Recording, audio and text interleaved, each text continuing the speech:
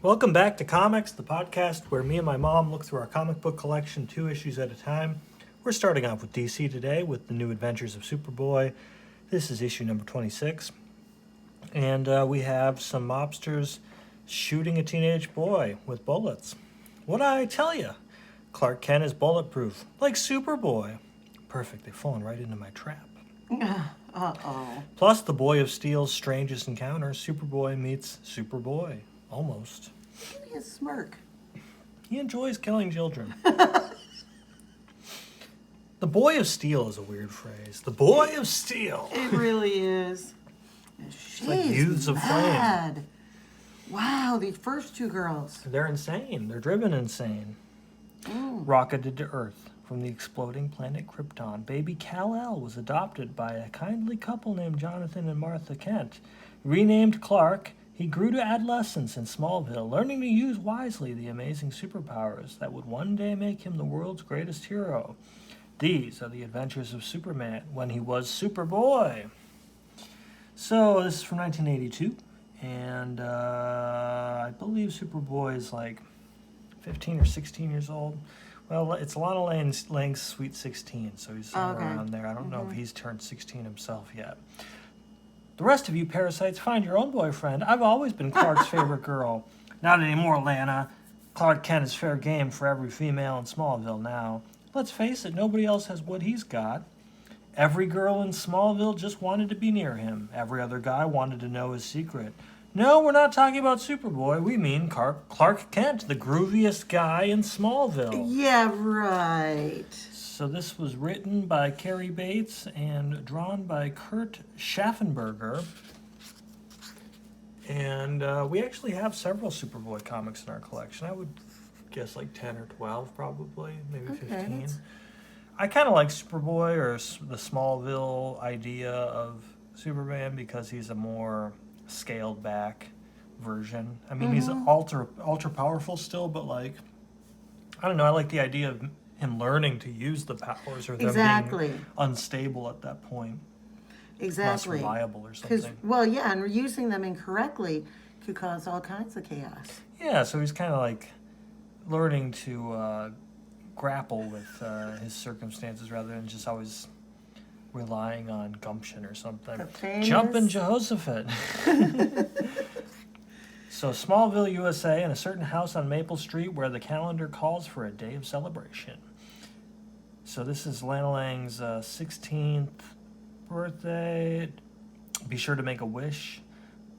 Oh, Dad, that's just little girl stuff. Don't knock it, Lana. I wished for a motorcycle last year, and I ended up with a convertible. All right. So who we have here but Martha and Jonathan Kent, Professor Louis Lang, Peter Ross, Mrs. Lang, Bash Bashford. Oh. Great name there, Bash Bashford. Yeah. And Police Chief Parker. Who do you want at your Sweet 16 party? Get the police chief to come down. Oh my gosh. Yeah. Who's missing but Clark Kent? We've learned that with his super hearing, he heard something going on in Metropolis, so he had to sneak away, as he often does. Was that a trace of disappointment that appeared on your face a moment ago, Lana? You're not pleased with your presence? Well, Daddy, I was hoping Uncle Phineas would be able to get back from lecturing at Metropolis University in time for my party. Look, up in the sky! Land sakes! Jumpin' Jehoshaphat! Why, it's Uncle Phineas. He kept his promise to show up for my birthday after all. Arriving with unique flair for the outlandish I've come to expect from my unpredictable brother-in-law. He's in this sort of purple-pink gyrocopter. Yeah, it looks like a Fitbit kind of. Yeah, it's a with Fitbit weird copter. Fitbit copter. Meet Professor Phineas Potter, the eccentric inventor, notorious for the bizarre products of his odd genius. I wouldn't think of missing my favorite niece's birthday. Besides, it gave me an excuse to show off my new experimental aerocycle. But before I forget, so I guess he's powering it with his foot pedals. I have a special present for you. It will be a great help in your French courses. Thanks, Uncle Phineas, but what is it? Stinky cheese. A miniature computerized language translator. Mark my words, girl, I predict by the 1980s, microcomputers will be as common as transistor radios. Look, it says thanks in French. You're a wonder, Uncle. So I'll remind you that this comic came out in 1982. Yeah. So, as we'll find out later in the comic, this takes place in the 60s, I guess, is when Superman was a boy. Much like Okay. you, Much like me. when you were a boy of steel. I miss that Boy of Steel. Speaking of wonders, let's check in on the youthful caped figures streaking toward a certain towering skyline. I don't often perform super feats in big cities like Metropolis, but the faint residues of those ultraviolet vibrations even reach Smallville, and once I used telescopic vision to zero in on their source, I had no choice but to suit up for action in spite of Lana's party. I'll say one thing, these big city crooks seem to be a lot more inventive than the small-time variety that usually hits Smallville. I like the idea that he's intimidated to go into the big city, even though he's got all these superpowers. Yeah. What a rube. That vibration machine is emitting waves at the precise frequency needed to shatter the reinforced steel walls of that armored car, leaving everyone within range, including the guards, writhing in agony from the intense noise. I like that they shatter the walls, but it's more like they just kind of went ploop and fell off. The top came off like a can opener or something. And yet people are still upright and running. I also like that they just, the armored car just has little sacks of money, just like in little potato sacks. Doesn't seem like the most professional way to do things. That's funny. So, Superboy, of course, is going to make quick work of these these headphoned crooks. Those guys are wearing special headphones to make themselves immune to the nightmarish break. I like how often they use the quotation marks sometimes in comics. Uh-huh. I'll put a change to that. Superboy, we didn't figure on this. What's he doing in Metropolis anyway? We ain't waiting to find out. Plug him. Hey, bullets really do bounce off him, just like his write-up said. First order of business, knock His the sound write-up. blaster out of commission. What's that? His write-up. Yeah, they read his write-ups. And then, crash, he breaks the sound emitter. Super breath to get those perpetrators off the street. Yee, I was once caught in a hurricane, and that was a breeze compared to this. So super breath pushes him into the fountain, and he uses a final blast of air, more chilling, to freeze them in place, which might kill them. If Well, you think you about would- like half your body is frozen in a block of ice. Yeah, it good would point. mess you up. Well, this was before he promised not to kill people. He was a lot more lethal as a kid. That ice bath will keep them in cold storage till the Metropolis police arrive to cart them away. Now it's back to party time for Clark Kent. Scant seconds later, in the Lang backyard, Pete, have you seen Clark lately? It looks like he's pulled one of his disappearing acts again. Look again, Lana, he's right over there. Just back, I'm sure, from an emergency Superboy job. Ah. As longtime readers know, Pete Ross is a loyal friend who accidentally discovered Clark's super secret on a camping trip some years ago. And not even the Teen of Steel suspects he shares his secret with a faithful ally. So Superboy doesn't even know that he knows. That's an interesting dynamic. They don't really Yeah. explore it that much in this issue. Yeah. I wonder if they ever do when he's grown up. But before Lana can reach her mild-mannered guest, Bash is choking on something he swallowed. Somebody do something. This calls for the Heimlich maneuver we learned about in health class. First, you place your arms around the victim's torso, hands interlocking just below the breastbone. Then you press in to force air into the windpipe to dislodge the trapped food. And then... And then it's time for Bash to have fun. You actually anticipated it. I call that the Bashford maneuver. Oof, my super senses told me Bash was only pretending to choke for my benefit. So I was expecting to find myself on the receiving end of a bad joke. Then why did you do it? Why did you Yeah. react? Well, he Because wants... he didn't want to be like indifferent to his death in front of his friends. But he wouldn't have choked because he wasn't actually joking. Exactly. But then he also wants to set up Clark as being, the Yeah. pick-onable kind of... He's a nerd. Yeah. Overly sincere nerd.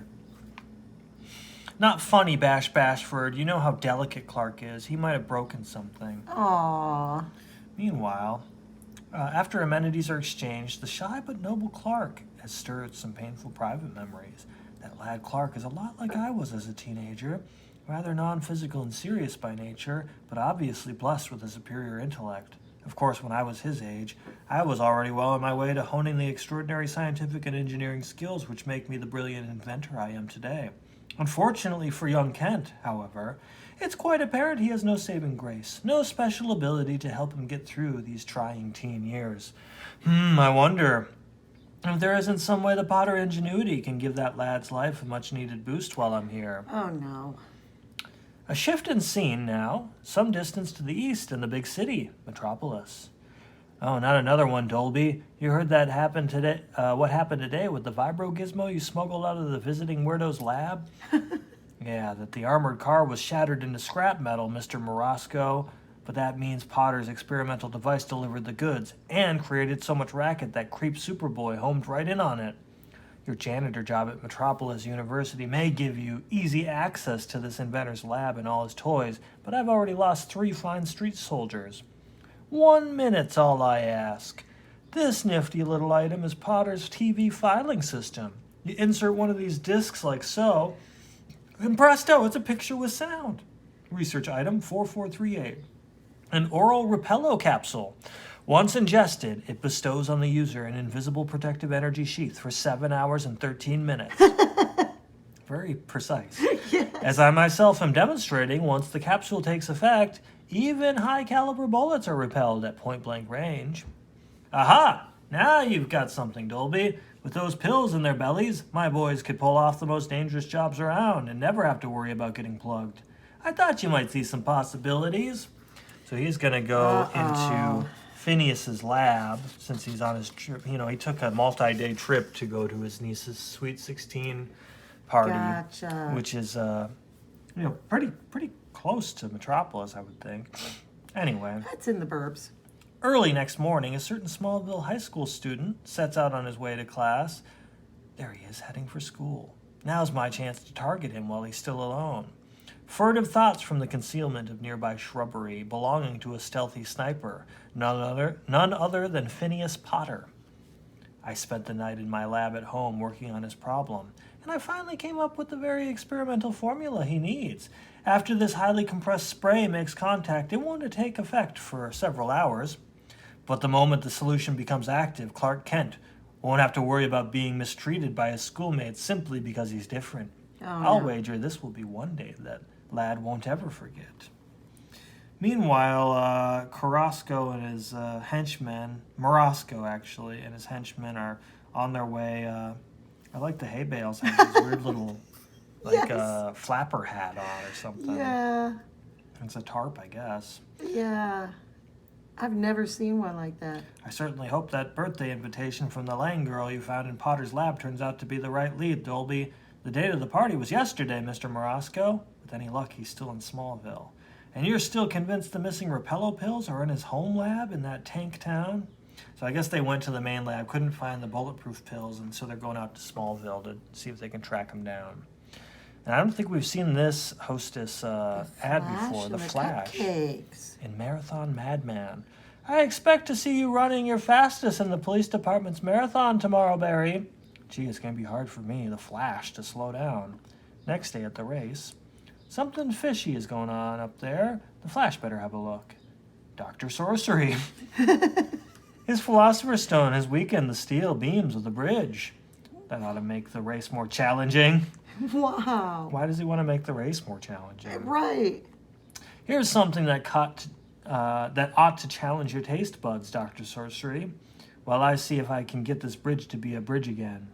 Hostess cupcakes, what chemistry? What taste? Rich chocolatey cake? Rich chocolatey icing?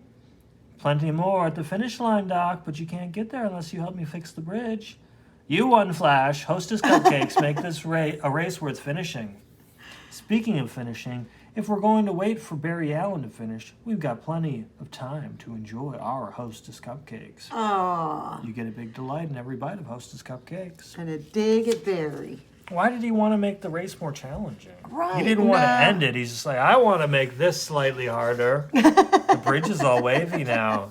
This is a true race. Smallville, 26 miles. So I guess it's a bit of a drive out there. Several hours later, the lunch period at Smallville High, and then suddenly all the girls become obsessed with Clark Kent. Oh, no. Next moment, an inexplicable wave of bizarre behavior sweeps over the female students. He's mine! I saw him first! Wait, Clark, wait for me! That Kent charisma's just too much to resist. The rest of you buzz off. Clark is all mine. Not anymore, Lang. Why should you have all the luck? Clark Kent is fair game for all of us now. May the best girl win. Bash, I'm seeing it, but I just don't want to believe it. Same here, Corky. Every chick in sight is flipping out over Ken as if he was Paul McCartney. It's enough to make me lose my lunch. But Bash Bashford isn't the only one who finds the situation unsettling. So obviously Clark is a little weirded out.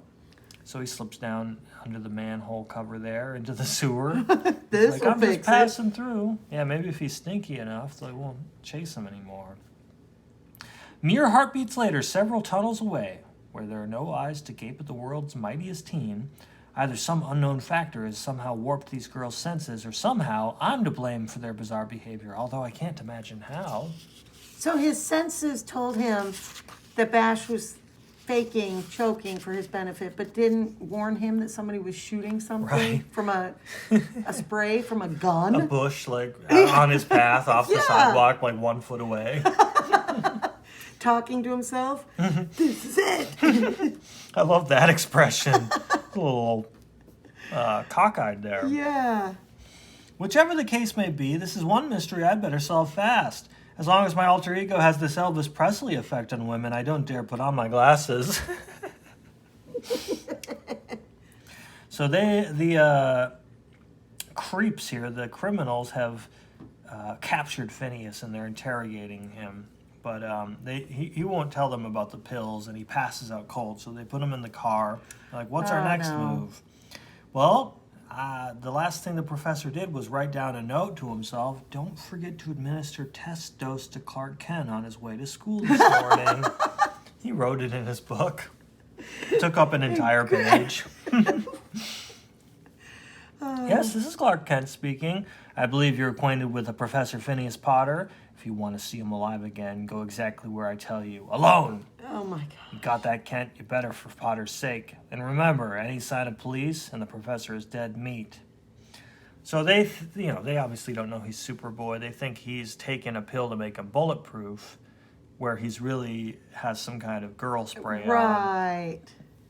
So they're like, well, let's drive by him and test the pills by shooting him with this machine gun. You see that teenage boy? Shoot him with a machine gun. Goodness. This is a great panel. Yeah, it Bam, is. bam, bam, bam, bam. He even bent up his bike tire. Wow. That's what I call bulletproof. Golly, I don't understand. I should be dead. Don't play the innocent routine with us, kid. We know all about your friend Potter and his magic little Repello pills. We also asked around town about you and found out what a timid milksop you've always been. Milksop. They go around town and like, hey, do you know Clark Kent? Oh, that timid milksop? Ugh. I figure your professor pal gave you a stash of those pills to protect you from school bullies. I don't know what you're talking about. But although the face of Clark Kent reflects abject fear, hidden behind the glasses are fast-thinking Kryptonian wits. Luckily, my super hearing picked up enough conversation from the approaching limousine to deduce what these thugs were expecting to see.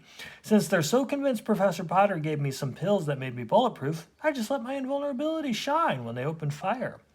And so what he does is he gives them an aspirin tin, telling them that it's bulletproof pills. Oh, perfect. He's like, I carry these because I have to slip away often and tell people, oh, I got a headache, I have to leave, and go be Superboy, it's his cover.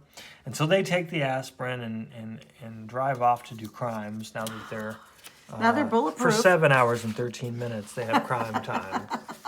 So what kind of crime do they want to do? Well, they go to a government base and they steal plutonium. Oh my God. Yeah, you know how the mafia is always stealing plutonium. Oh, Street wow. thugs are like, hey, let's get some plutonium from the military base. And so they think they're bulletproof. The army is shooting at them, but they have not taken any bulletproof Repello pills. They've only had aspirin. What's really deflecting the bullets is Superboy's super breath. He's blowing on the bullets as they come in, and he's moving quicker than the human eye can track. Uh-huh. And nobody feels anything. Like, Right? this is a They were pretty just saying, tight- I've been in a hurricane and this wind is worse than that. And he's zipping around them faster than the speed of light. And they're like, did you hear something? That's crazy. Do you feel like something is whipping around us faster than the speed of light? No? Oh, Yeah, okay. you'd Must have think been in my that imagination. There'd be some sonic booms somewhat time. Yeah. So the army's like, go dispatch these guys with your fists. Since the bullets are all deflecting off of them, go punch them. And so Superboy has to knock these poor guys away, pulling his punches. Oh, no. And so they take their little lead-lined canister of plutonium. They've got like little canteens of plutonium that they're taking with them. And they walk through a minefield. What But the reason it's not affecting them is because Superboy is putting his whole body on the mines as they're blowing up, so only like smoke goes through the holes. Wow. So he's basically saving these criminals' lives. Right. And it turns out that one of the top military guys helped him stage this. So I don't Okay. think the infantrymen don't know this. I've never seen anything like this, sir. That's an order. Keep firing. And it's like, why wouldn't you just let them all know? Like that. Right. It's a need to know basis. So Superboy had anticipated them going there, told the general or the colonel or whatever, and he's like, okay, here's what I'm going to do. I'm going to lay down on all the mines as they walk past them. They're going to blow up right on my body, but it won't hurt me. It's just kind of weird. So soon, in a deserted section of open countryside, and suppose I refuse to mass produce my Repello pills for you rodents. You'll cooperate, Professor, or that pretty little niece of yours becomes our target, and she ain't bulletproof. Hi there. I hate to hit you with an old cliche, but it's the end of the line for you, Superboy. So what's to worry? Bruno and I are still untouchable thanks to the Repello pills. Go ahead, Superboy, give us your best shot. We'd love Oh, it. Right. be careful what Bonk. for. How's this? Allow me to do the honors with the ringleader, Superboy. I've been saving this up all day. Quonk! I love that body language, that pose. He's like, Yeah, speaking of good, I know, we were just talking about putting the weight into the punch. He's like, I don't know what you call great. that, but that looks good. Anyway, later that day in the Lang backyard, I still can't figure out what went wrong with my charisma spray, Clark. It was only supposed to fascinate the opposite sex, not overwhelm them. Don't feel bad, Uncle Phineas. You don't see Clark complaining, do you? Lana's right, sir. It was kind of nifty being the most sought-after guy in Smallville, even if it was only for a few hours. Nifty? Clark, nobody says nifty anymore. Sigh, he'll never change. Bye, Uncle. Don't stay away too long. I won't, Lana. And when I get back, tell Superboy I hope to see him again. Who knows, maybe I'll invent something just for him. But what do you invent for a boy who already has everything? The end. the eternal question. And our B story is Superboy Presents Strange Encounters for the First Time. Superboy meets Superboy, almost. So, the premise of this is that Superboy is in school, and they're about to go on vacation. Now, class, your assignment for the vacation is as follows. He's speculating about, well, some people are going to go to the north to ski, and some of my classmates will go south for a sunny holiday. As Superboy, I could even ski on lava and have the best of both worlds. Yeah, he's a weird kid. Oh, So their vacation homework, because they have a mean teacher, and each of you will write a report on an historic event, as if you were an eyewitness to it. That means you'll have to research the event fully and then be prepared to talk about it as if you were really there. But Miss Hart, it's a vacation. If you work quickly and efficiently, you'll have plenty of time for vacationing, Lewis. Each of you loser. will take a slip of paper from this box telling you what your special event is all about. Oh, I've got the assassination of President James Garfield in 1881. What did you get, Clark?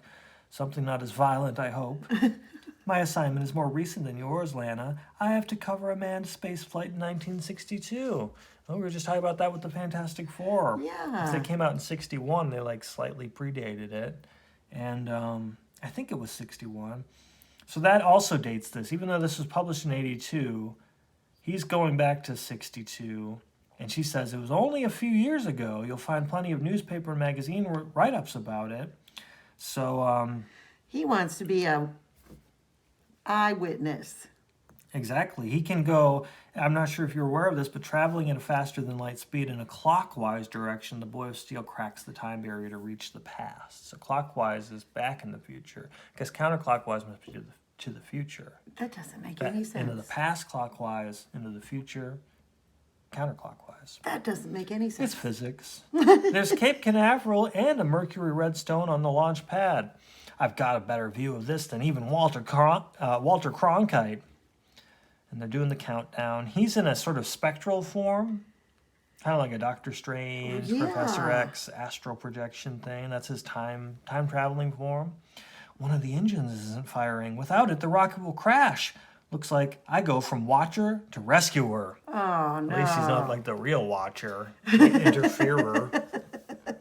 But to the Boy of Steel's surprise, Great Krypton, I'm passing right through the rocket like a phantom. But why? I've always been solid before when I time traveled into the past. Maybe my heat vision can ignite the engine. Can't make contact. No way I can save the rocket.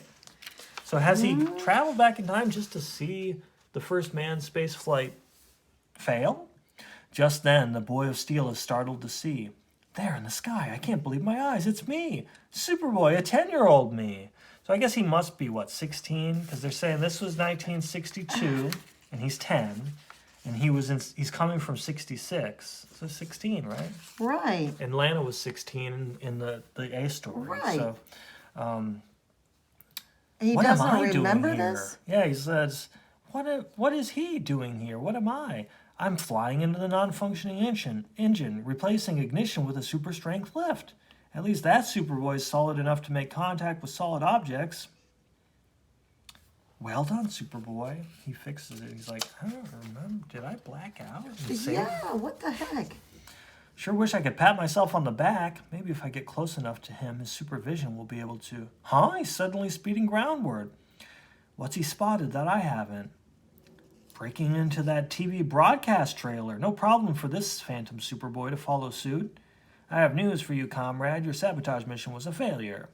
It is the so-called American hero Superboy. Irk!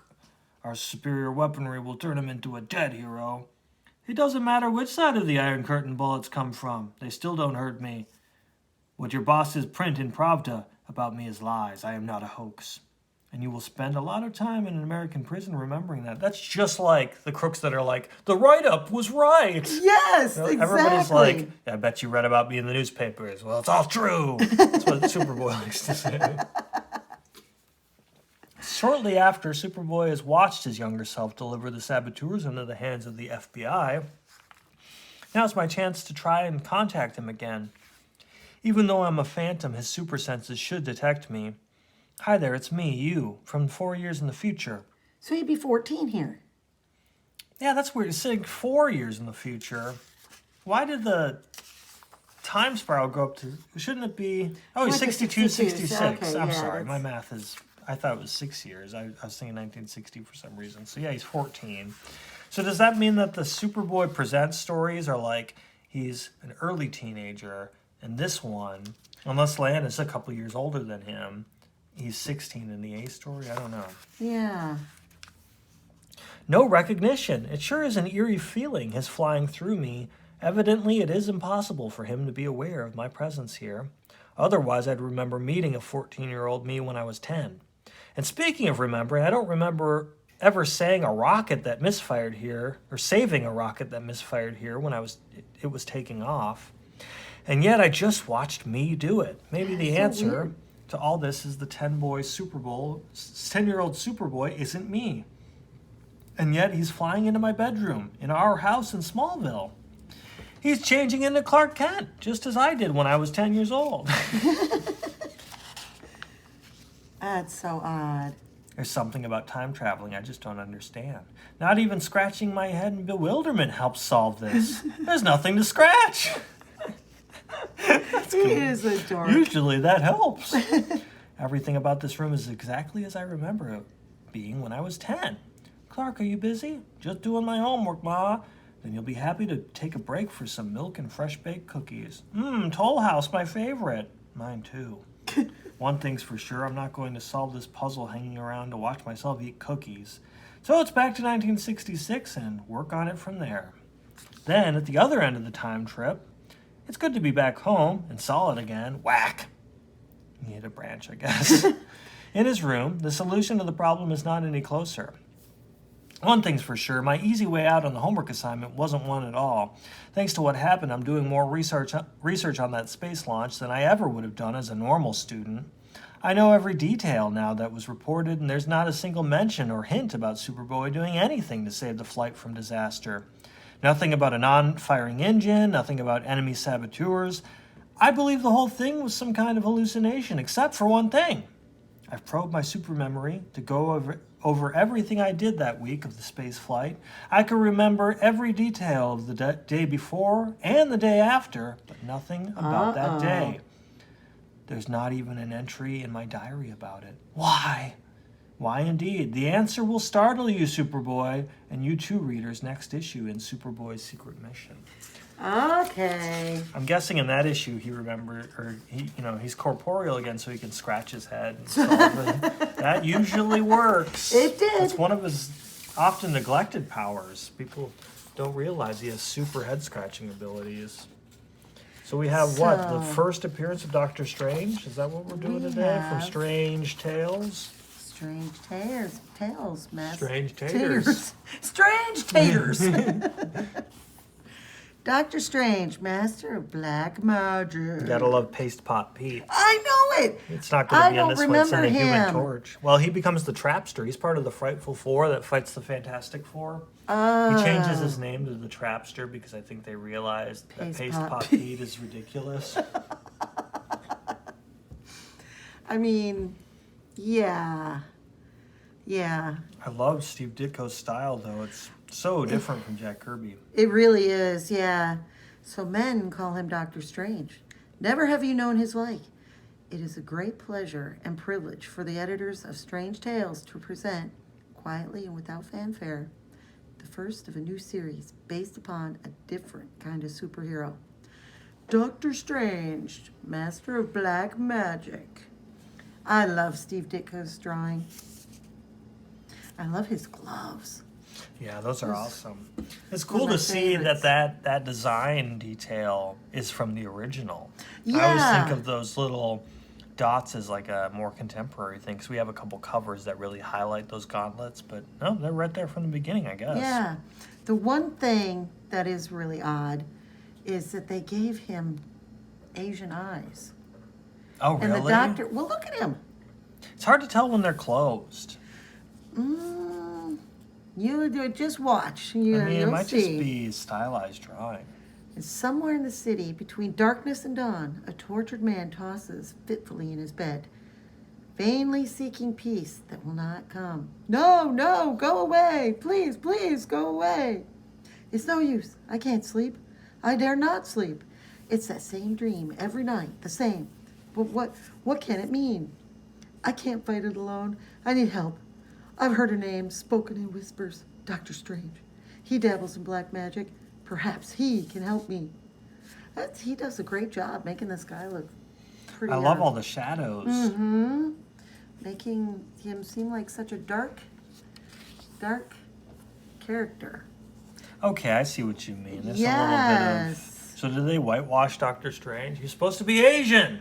But they changed him into a white guy. His origin story is he's an American surgeon. So, yeah, I don't know. But anyway. Maybe the sun's just in his eyes. He's squinting. All the time. I don't know. So the next morning, I think it's just that Steve Ditko stylization, you know? It's very, he's not very, like, representational. Yeah. More cartoony. Yeah. So he shows up on Dr. Strange's door, and he goes in asking for him. He goes, Dr. Strange knows all, enter. And suddenly, a tall, brooding figure appears wearing a striking amulet at his throat. The cold gray eyes of Dr. Strange seem to pierce the mist of the room like a knife. An ever silent knife. I like his faces and shadows. Almost looks like Rorschach from Watchmen. Oh, yeah. Yeah. And so he explains that he's having this dream, the same dream every night. And he explains that this figure, the shadowy figure with chains wrapped around him, shows up. And this is hilarious. Okay, so he goes, I had to come. I'm in trouble. Naturally, all who come to me are, or all who come to me are, speak. It's my dreams. Every night I have the same dream over and over. It's terrible. I can't stand it. Continue. It's always the same. A haunting figure bound in chains appears. It stares at me. It never stops. Enough. He goes, tonight I shall visit you. I shall find the answers to your dream. Now go. But how? How will you do it?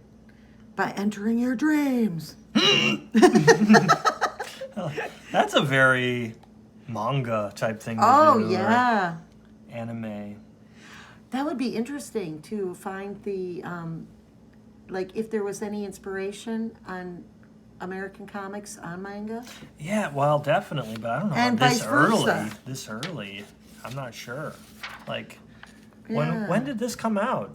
Is this also like 61 or 63, or does it say? Might have to just look it up after the Yeah, fact. we're going to have to.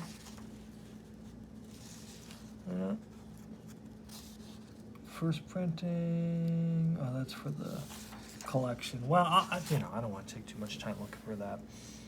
So later, alone in his room, Doctor Strange goes into his just like Superboy. It's a staple into his of comics. astral form, and he heads across the city, high into the sky, across the vast ocean, across the continents. Okay, so he is going to, until finally, in a hidden temple somewhere in the remote vastness of Asia. It is good that you have come, my son. I sense danger surrounding you. You must be cautious, for my days are numbered. He's always saying that. You think he's like, oh, my bones are made of glass and my skin of paper. I know, it's like, get on with it. All you talk about is how you're almost dead. And You're you making must me be eager for it now. For my days are numbered, and it is you who will someday take my place in the battle against the forces of darkness and evil. I shall heed your words, respected master. I shall try to prove worthy of your trust in me. So be it. Now go, for I am weary. But mark you well, should danger threaten it, depend upon your magic amulet. I love how stoic and how stern he He's looks. very slim. Kind of Dracula-like with that collar. Yes. And so later that night, he goes to his client's room. He goes, sleep has overcome him. He begins to dream. It is time for me to enter my trance. So he goes into his trance. His astral body goes into the dream. And it is desolate here, lonely and foreboding. Wait, someone begins to appear. No, no, stay away, please, stay away. You, whoever, whatever you are, why do you torment him so? He well knows the reason why. I like this little platform. That's very Doctor Strange. Very you see that in Doctor all Strange. the more contemporary ones as well, that kind of stuff. I like Really how this looks metaphysical realm. Yeah, the organic, crosshatch creepy. kind of thing. Yeah, yeah, it looks foreboding. I am the symbol of evil, the evil he has done. That is why I am chained. So, if you do not believe, ask Mr. Krang. Suddenly, another form appears, far more menacing than the first. So it is, Doctor Strange. You have entered the dimension of dreams for the last time. Never again shall you thwart me. Nightmare, my ancient foe. Wow, I didn't know Nightmare was this early on in Marvel's Yes. history. You know the rules of sorcery, Doctor Strange. Those who enter a hostile dimension must be prepared to pay for it with their lives. Wow, this black and white panel, the shadow on the gun, this could be in like Sin City, Frank Miller kind of Yeah, thing. oh yeah. Here, he looks deranged. Noirish. Meanwhile, in the semi-dark bedroom, the sleeper awakes. He mentioned Mr. Krang. So that's what this is all about. There's Doctor Strange. He must have heard it all. He's in a trance, helpless. It's just as well. He mustn't be allowed to live with what he has learned. Behold, Doctor Strange, you may witness your own destruction. Your mortal body is unprotected. Its life is about to be snuffed out. This is nice. I like how That's simple. very cool. Yeah, with just black and white, you can really get across a lot of depth, motion and stuff. Nothing can save you now. There is yet one who can. Master, Hear me, I need the master. And across the limitless void of time and space, two ancient ears hear the desperate cry of Doctor Strange. He's like, oh, God. He puts it on. Not again. It's like, I'm going to do the Superboy head scratching thing. This will do it. There's only one way to help him. Through the enchanted amulet. I must concentrate. Concentrate. And halfway across the world, the mysterious gold amulet on Doctor Strange's chest begins to glow, brighter, ever brighter, until it slowly opens, revealing a fantastic metal eye within. An eye such as no mortal has ever beheld, such as no mortal would ever want to behold again. And suddenly, from that unblinking orb, a blinding hypnotic ray shoots out, freezing the amazed human to the spot as his limbs grow strangely rigid. And in that split second, taking advantage of the sudden interruption, Doctor Strange darts past his enemy in the dream dimension. I made it. I'm safe in my own dimension. You've eluded me this time, but I'll get you yet. And as the awesome amulet loses its blinding radiance, the metaphysical spirit of Doctor Strange once again enters his earthly body. It's a weird hand gesture. Things get going. One up, one down. He does jazz hands. He's doing the Macarena or something. Yes. I shall relieve you of both your weapon and your hypnotic spell. Now speak and speak only the truth. I command you. It's over. You're still alive. That means I've lost. I was a fool to come to you. I didn't suspect my dreams were caused by the many men I'd ruined in business. Krang was the last of them. I robbed him, but he couldn't prove it. Now I'll confess. It will be the only way you can ever sleep again. He needed This looks Doctor like he Strange flips to off. metaphysically transport himself into his dreams to know that he felt guilty about cheating all of his business partners. That's kind Yeah. of ridiculous. Yeah. Asbestos, man. He's back. Human Torch's big weakness, asbestos. Wow, these are so short because it's half an issue. But, that's really cool to see that Nightmare pops up, because I think of that, I think of like the 90s comics I have where Nightmare is a character. Like, wow, I didn't realize it was established this early on in the mythology. Yeah. Love that art, though. The art is unbeatable. So there must be a ton of Doctor Strange in here if many of them are so But look short. at how he's changed here. Well, this is still Strange Tales. So yeah, look at that art style, so much different. That's the writer. Bill Everett is the artist, it appears. So this is going to span quite a bit of different art styles. This is more. The Living Tribunal will be in this. I don't want to spoil too much. Hey, Three Faces of Doom. Yeah, this will be a really fun collection to draw from. Yeah, it will. Gosh, Yeah. is that Professor X? It looked like it, but It's like evil Professor X. Wow, the line detail in some of these. That's awesome. I like how it they all keep 'em- came from this. Right. This very moody style. Yes, Steve I Ditko love is some the of these master of noir. Just brilliant black and white. Yeah, the black and white really helps you appreciate the art sometimes. The color's cool, but I don't know, something I like about this, the minimalism of no color. Yes. Oh, that must be Nightmare again there. Yeah. Anyway, Wow. we'll have to dig into that in more detail another time, but hopefully you enjoyed seeing Doctor Strange's first appearance and Superboy, his 26th appearance in the New Adventures of Superboy. And if you like this, give us a like and subscribe, and please comment. And thanks for watching.